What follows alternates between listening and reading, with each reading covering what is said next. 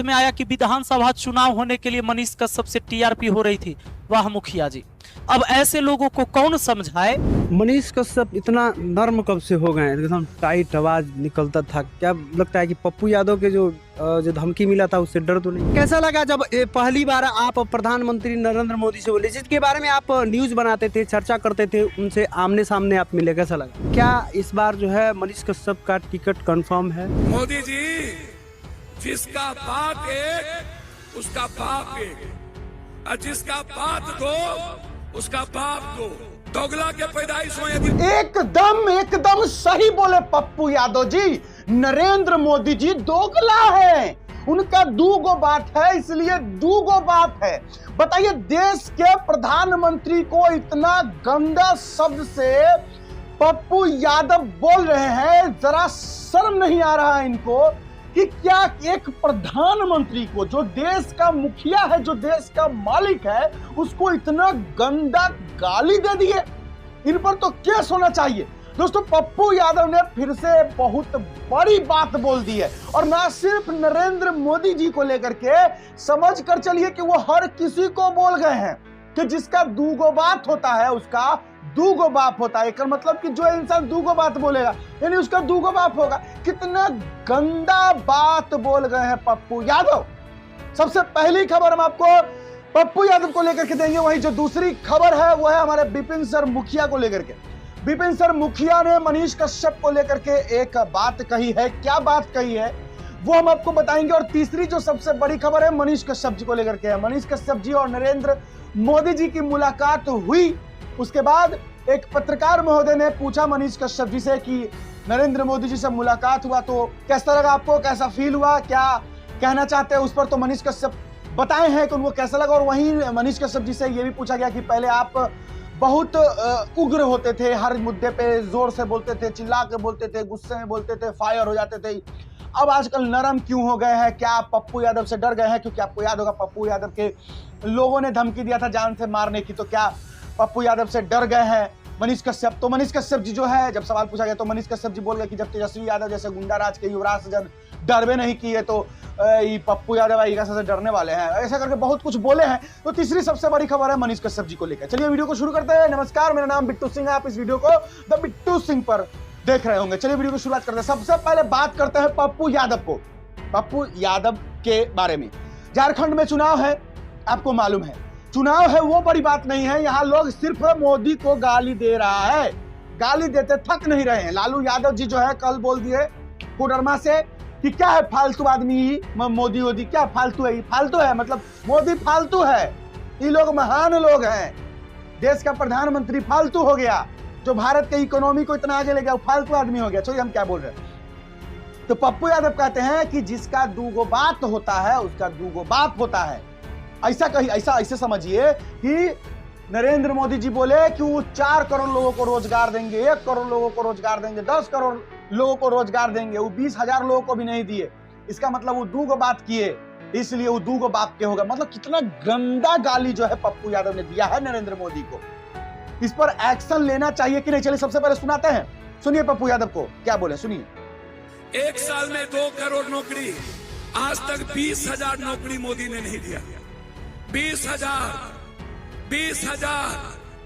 यदि चैलेंज करता हूं मोदी जी आपको मैं, यदि आप 20,000 नौकरी दिए हो गए तो आप रिजाइन कर दो, नहीं तो मैं रिजाइन कर दूंगा। दोगला के पैदाइश हो यदि मैं राजनीति करूंगा तो चैलेंज करता हूं आपको। मोदी जी, जिसका बाप एक उसका बाप एक, और जिसका बात दो उसका बाप दो। इनका कहानी हम ना जानते हैं। ए पागल आदमी, हम सदन में हमसे मुड़ी उठाता है सब। पप्पू यादव के देखते ही इन लोग का मंदी हो जाता है। आप एक काम नरेंद्र मोदी का 5 सीएम का बता दो, 5। अब आइए एक बात बता रहा हूं आपको, इसको पता नहीं है आदिवासी के इतिहास का। जब संविधान नहीं था, ये तीर धनुष से पेट में भोंक भोंक करके अंग्रेज को भगा दिया था, भगाया था ना। अरे ये पगला है, इसको पता ही नहीं है 10 करोड़ 44 लाख आदिवासी है देश में। ये महाबुर्बक है ये। ये ठग ठुक के बन जाता है। आपको घबराने की जरूरत नहीं है। सरकार से ज्यादा पैसा हमारे पास है। 9000 बीघा जमीन था हमको, मोदी के बाबू को था। दुनिया में डरता फिरता इन लोगों से बहुत लड़ा। मोदी जी से आमने सामने लड़ता हूँ डेली में। मैं इनको इनका कितना डरपोक है ये मैं जानता हूँ। आपका इलाज की जरूरत हो तो पप्पू यादव पूरे देश का इलाज अकेले कराता है। औकात है मोदी तेरे को। अब बताइए, अब सुन गए हैं आप तो अपना राय विचार दीजिए। बताइए कि क्या एक प्रधानमंत्री, देश के प्रधानमंत्री को लेकर ऐसा बोलना सही है या गलत है। चलिए आते हैं, दूसरा सबसे बड़ी खबर है विपिन सर मुखिया को लेकर के। क्या बोले विपिन सर मुखिया, पहले हम वो सुनाना चाहेंगे, उसके बाद हम आपको क्लियर करेंगे कि आखिर पूरा मामला क्या है। तो विपिन मुखिया जी को सुनिए। कहना इसलिए पड़ रहा है कि बहुत सारे लोगों के ये इच्छा थी, जो विचार हो रहा था, पूछ भी रहे थे कि सर इस बार विधानसभा चुनाव लड़ रहे हैं ना, क्योंकि मैं वर्तमान में मुखिया भी हूं। तो लोग ये कह रहे थे कि कहां से लड़ रहे हैं, और बहुत लोगों का ये भी आ रहा था कि सर चुनाव लड़िए। कुछ लोग ने मुझे भी सलाह दिया कि भाई आप चुनाव मत लड़िए। लेकिन सबसे बड़ी बात यह लगा कि वीडियो बनाने के बाद भी कोई वीडियो को ना देख के सिर्फ शुरू का वीडियो का खाली थंबनेल देखा, प्रश्नवाचक चिन्ह का मतलब भी ना समझा, और कमेंट आ गए। कहता कि हम तो कबे से कह रहे हैं कि इंसान राजनीति ही करेंगे, एक्टिविटी बता रहा है। कोई कह रहा है कि अब समझ में आया कि विधानसभा चुनाव होने के लिए मनीष कश्यप से टीआरपी हो रही थी। वाह मुखिया जी। अब ऐसे लोगों को कौन समझाए कि तोरा जब कह दे कि कौआ कान लेके चल गया है, एकरे सबके लिए कहावत बना है कि कौआ कान लेके भाग गया, तो कौआ के पीछे भागता है, कान को नहीं चेक करता है कि ओकरा कान है कि नहीं। तो समस्या इस बात की है कि हमारे अंदर पेशेंस खत्म हो गया। हम चीजों को समझने की कोशिश नहीं करते हैं, जिसके वजह से हमारे जीवन में और हमारे समाज के लिए भी बड़ी नुकसान होता है इससे। इसलिए कभी भी चीजों को सोचना है, समझना है, फिर अपनी विचार को वहां पर रखना और सामने वाले की पहले सुनना है। उस वीडियो में मैंने स्पष्ट कहा है कि मैं चुनाव नहीं लड़ूंगा, और इस वीडियो में भी मैं कह रहा हूं कि मैं चुनाव आगे नहीं लड़ूंगा। अब कुछ आके ज्ञान देगा, तू डर गया फलना से चिलना से। अरे पहले चुनाव लड़े हैं, पहले चुनाव जीते हुए हैं। हाँ तो चलिए बात देखिए सर, इतना ही है कि विपिन मुखिया ने कहा है कि वो चुनाव नहीं लड़ेंगे। मुखियाई का चुनाव, मतलब मुखियाई का चुनाव होगा ना 2026 में, तो वो नहीं लड़ेंगे, और ना ही विधानसभा का चुनाव लड़ेंगे, विधायकी का भी चुनाव नहीं लड़ेंगे। तो उसी को लेकर के एक कमेंट आया था, लोग कमेंट कर रहे थे कि विपिन मुखिया सब जानता ही था कि तुम जो है अपना राजनीति करने के चक्कर में आया है, विधायकी के चक्कर में आया है। तो दरअसल वो लोग वीडियो पूरा नहीं देखे थे। मतलब विपिन सर मुखिया ने एक वीडियो बहुत दिन पहले, दो दिन पहले एक वीडियो डाला था, जिसमें विपिन मुखिया ने कहा कि भैया मैं चुनाव नहीं लड़ूंगा, ना मुखियाई का लड़ूंगा ना विधायकी का लड़ूंगा।